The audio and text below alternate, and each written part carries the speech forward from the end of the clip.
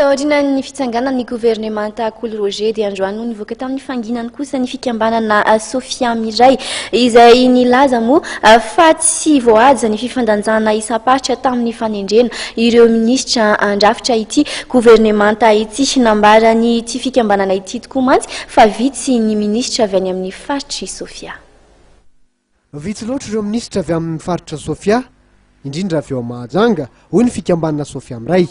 Misitona ny lakolosy fanairana tokoa ireo mpikambana itolakandro manoloana ny fijoroan'ny gouvernemanta Cool Roger ho amin'ny fikambanana Sofia miray tokoa dia tsy voahaja ny hifandanjana isam-paritra tamin'ny nananganana ity gouvernemanta ity.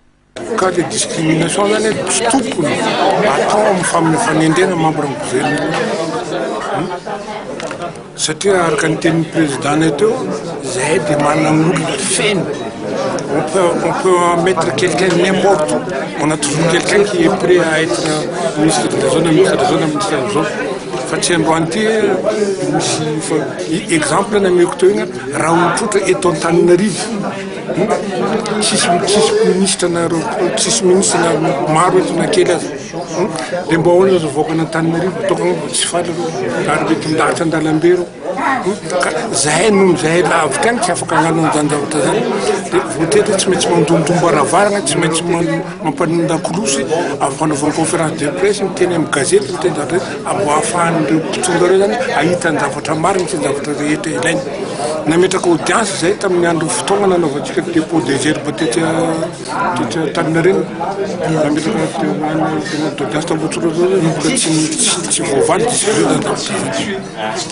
ataonay angamba fa tsy mety ny fanavakavahana fa dia ilainay tsika malagasy rehetra on est tous le même pied d'égalité. Ny tsy fahombiazan'ny politika fampandrosoana any anivon'ny faritra izay no isan'ny voka-dratsiny tsy fanajana fifandanjana isam-paritra araka ny hevitry ny fikambanana Sofia miray. Tsy mirahevitra amin'izay kosa nefa ny mandatera sy ny mpandrindra avy amin'ny fikambanana hery vaovao amin'ny Madagasikara avy eo amin'ny faritra Sofia hatrany. Feno soamantsara ny fepetrana ananganana ny gouvernemanta hoy ireto farany. Dia maneho ny fisaorana sy fankasitrahana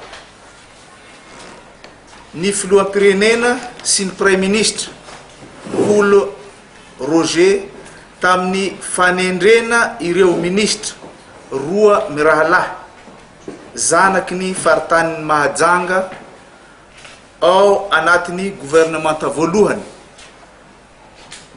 ny republika fahaefatra. Izy ireo dia Andriamatoa Ahmad, ministry ny Jony sy ny harena an-dranomasina zanaky ny faritry Melaky. Andriamatoa Mahafaly Solondrazana Olivier, ministry ny atitany sy ny fitsinjaram-pahefana zanaky ny faritry Sofia.